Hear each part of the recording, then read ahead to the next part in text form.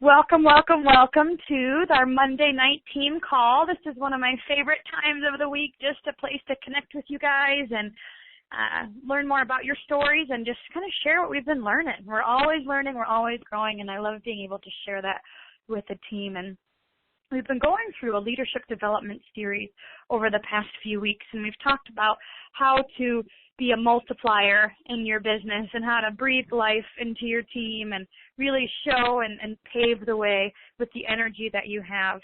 We have also talked about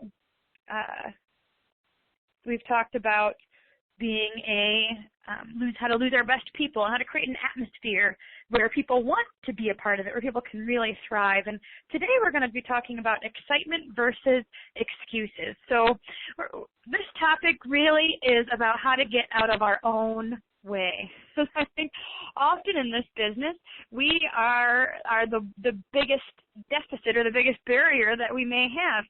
You know, you may have thought that we would talk about how to overcome maybe other people's objections or other people's concerns or excuses.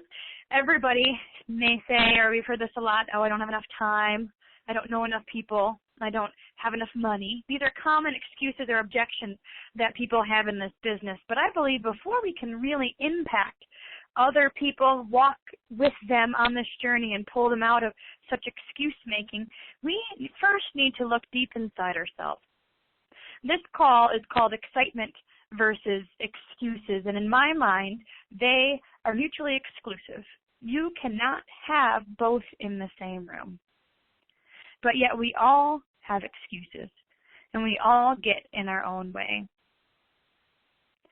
We spend most of our time listening to ourselves than we do talking to ourselves. I'd recommend that you get out a piece of paper. I'm going to have you do a few exercises throughout the call. And so take some time, write it down, and I'm going to give you some pauses so you can write while I'm speaking here. But the first thing that I want you to do is just kind of think about what are some normal emotions that you experience within your business, or maybe really within life, that lead to causing excuses. Discouragement, disappointment, fear, anxiety. Maybe you've had some of those excuses yourself. There's not enough time, you don't know enough people, you don't have enough money. Well, at the risk of sounding rude, right, I want to say welcome to normal. If you've ever experienced these types of emotions, discouragement, disappointment, maybe a bit of fear or anxiety, maybe you've felt some of this stuff before, welcome to normal. We all have it. We've all been there. We're all human. We've all gone through those same ups and downs. The question is what do you do with them? And because you cannot have excitement and you cannot have excuses in the same room, we know we need excitement within this business, so we need to blast through our own excuses. Spend some time writing down what excuses you might be making for you and your business. Now, don't think, just write. You know, when you have a party that comes up or something happens and you say no, why is that? Write down some excuses that you may currently be telling yourself. And we justify ourselves all the time, don't we? We give ourselves an excuse and then we make it sound good. But you can't have your why be your excuse at the same time. So write down some of the excuses that you may be giving yourself.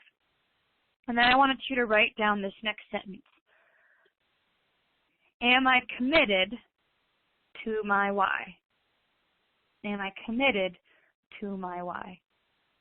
And we've talked a lot about your why, your dream board, what your goals are, what the vision for your business is.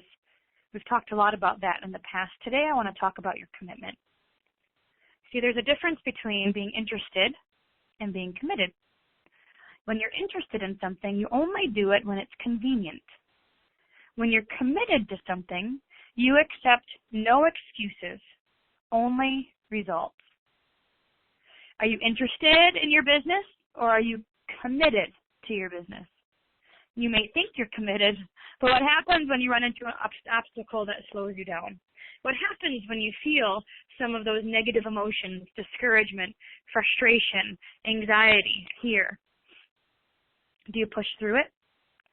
Do you immediately start complaining, worrying, panicking, shutting down? Do you become paralyzed? Or do you push through the challenge because really success is your only option? I want to share a story with you that I read in a book a few years ago. It's short and simple, but it really struck a chord with me because it has an important message. The story goes like this.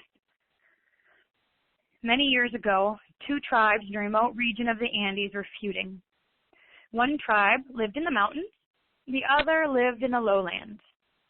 One day, a group of Highlanders raided a village of the lowlanders and kidnapped a baby. The next day, the lowlanders assembled a team of warriors to rescue the baby. But the lowlanders did not know the trails up the mountain, nor were they skilled at mountain climbing. They struggled to ascend the mountain. They only made it halfway up. Discouraged, they turned to descend. Suddenly, to their amazement, they saw a frail woman coming down the mountain with a baby in her arms. One of the warriors approached her. He recognized her as a woman from his tribe. He realized that the infant was her child. How are you able to scale the mountain? How are you able to find and rescue your child? We are all trained warriors. We did our best, but we could not even get halfway up the mountain. She answered, "It wasn't your baby." I hope that you've been able to work on a clear why within your business. A clear why of why you're doing this, why you got started, why you pushed through it. Because when you have that why, when this business is your baby, nothing can stop you. Are you committed? And you may think you're committed, but let me ask you, are you really? Or do you let excuses impact your daily habits? As humans, we often tend to choose the path of least resistance. It's easy to stay somewhere that's comfortable, even if we don't really like it. And it may be natural to take the easy way out. But what happens when you do that is that you start to create some bad habits. There's an example of this in The Compound Effect by Darren Hardy. He tells a story of two men who come home from work, and they both have the goal of kind of relaxing and winding down after work. They have the same half hour. Maybe they get home at 5:30 to 6, the same half hour, but they choose to do different things. One chooses to relax and unwind from work by watching TV. The other chooses to relax and unwind from work by taking a half an hour walk. That same time, we've all got the same 24 hours in the day, the same half an hour for these two men lead to very different outcomes. The man who chose to watch TV to quote-unquote unwind at the end of the day ends up bringing potato chips on the couch, right? He ends up having that half hour turns into an hour. It turns into just kind of hanging out and not really doing anything and eating junk food and becoming overweight. Within 3 years, that half hour has impacted his life. He's now 300 pounds, he's overweight. He is not healthy. He doesn't feel good. He has low energy. He's sweating all day because he just isn't healthy. That same half hour, 3 years down the road, led to extremely different results. Whereas the guy that comes home from work and chooses to take a half an hour walk, that same half an hour walk turns into a half an hour run, turns into choosing to eat, apples and peanut butter for breakfast or whatever it is, and maybe he decides to do a 5K run and he joins a running group in order to train for it, and he meets this beautiful, classy, fit wife. That half an hour decision, that half an hour habit led to very different results. The habits that you make today are going to impact where you are in the next year, the next 3 years, the next 5 years. Successful people make a habit of doing things that unsuccessful people don't do. That choice turns into an intentional, consistent habit. And self-discipline is part of everything we do in life, with eating and sleeping and our relationships and how we spend our time. We have to choose to be disciplined in our business. Bad habits are easy to form, but hard to live with. Good habits are hard to form, but easy to live with. Self-discipline is the ability to do what you should do, when you should do it, whether you feel like it or not. As you'll learn in this business is not based on feelings or emotions. As a new distributor, you may find that you have a wide emotional spectrum.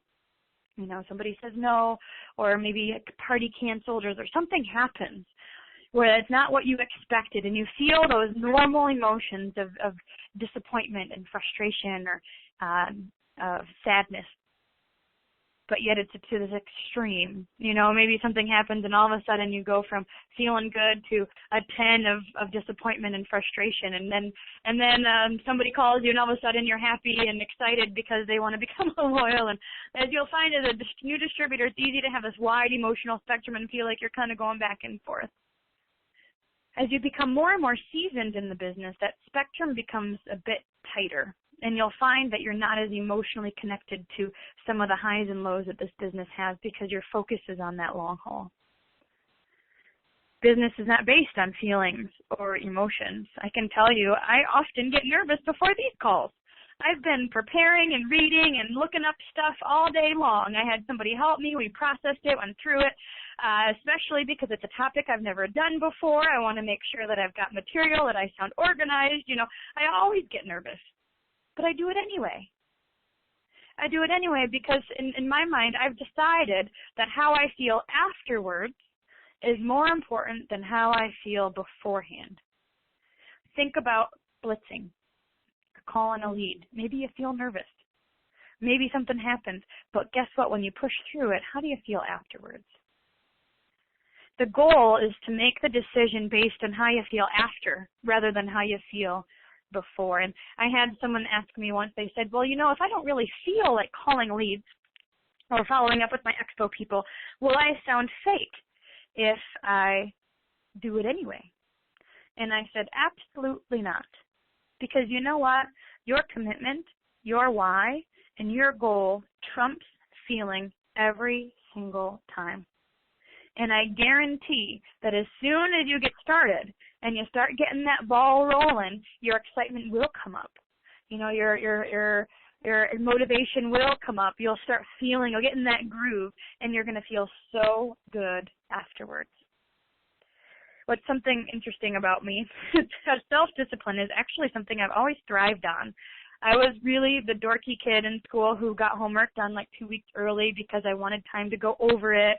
I've run 2 marathons. I've really tried to, you know, I was a good hard worker in athletics, and discipline was something that I thrive on. I get excited about discipline and starting something new and trying to incorporate it into my life, except for brownies. I don't know that I'll ever give up brownies or coffee, but in most areas, I thrive on self-discipline. In my world, laziness is kind of a swear word to me, and so self-discipline is something that I've always really been good at or worked hard at.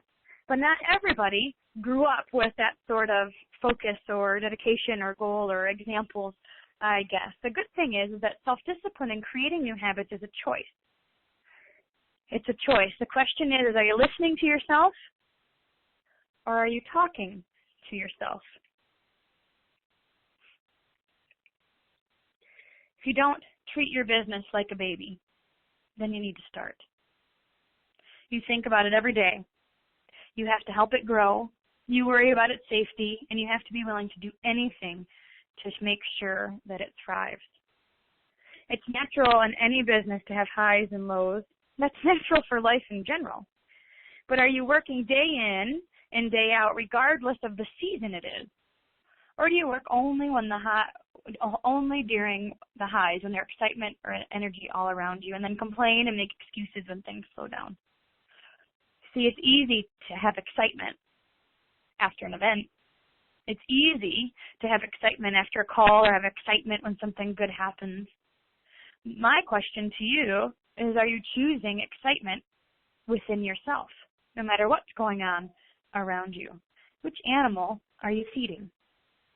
Are you putting your time and attention into the excitement, into the energy, into the passion? Are you putting your time and attention into the excuses, into the negative emotions? We all have those negative emotions. Certainly. I felt frustrated this past month. I may have felt discouraged. I may have felt anxious or sad. But you know what? I have chosen not to really acknowledge it. I address it. I know it's there. But I put my time and attention and my focus into the excitement and the passion that this business can bring people. We can never eliminate fear. We can't eliminate those negative emotions. They certainly are going to still be there, but we can never allow it to dominate. That's when you put your blinders on and you say, I know that this is here, but that doesn't mean I have to choose it, and I choose positive action excitement. Are you listening to yourself? Are you talking to yourself? Can you create that internal excitement within yourself, or are you waiting for external things to pull you along? You see, you need the internal excitement. Your team needs your excitement as well. The passion that you as a leader bring your team is something that can never be duplicated. Your passion, your energy, your excitement is contagious in this business. Can your team feel it? In order to squash the excuses, we need to be loud about the excitement. Are you loud about what this business is doing for you and your family? Are you loud within your team? Do you believe wholeheartedly that this is where you're supposed to be? Some ideas to fuel the flame. Number one, read constantly. Constantly. Always. Got something you're reading or you're listening to. Don't make excuses, right, about why you don't like to read. I've heard that over and over again. There's all these ways we can brainstorm around that. Listen to audiobooks while you're cleaning, while you're in the car, before bed, all that kind of stuff. Read constantly. Be putting good food into your soul. Whether it's reading the Bible or journaling or finding a couple authors that you really follow and read, take notes, and then teach your team. Stay connected. Stay connected to the positive energy around you. Stay connected to the community. As soon as you pull back from the community, you'll find that it's really easy for those emotions to take over again. Stretch yourself.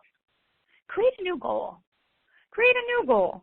You know, I can tell you I create goals and miss them all the time. All the time. But you know what happens is that I'm at least a little bit closer, right? I'm a little bit closer. I'm farther along than where I was before. Create a new goal.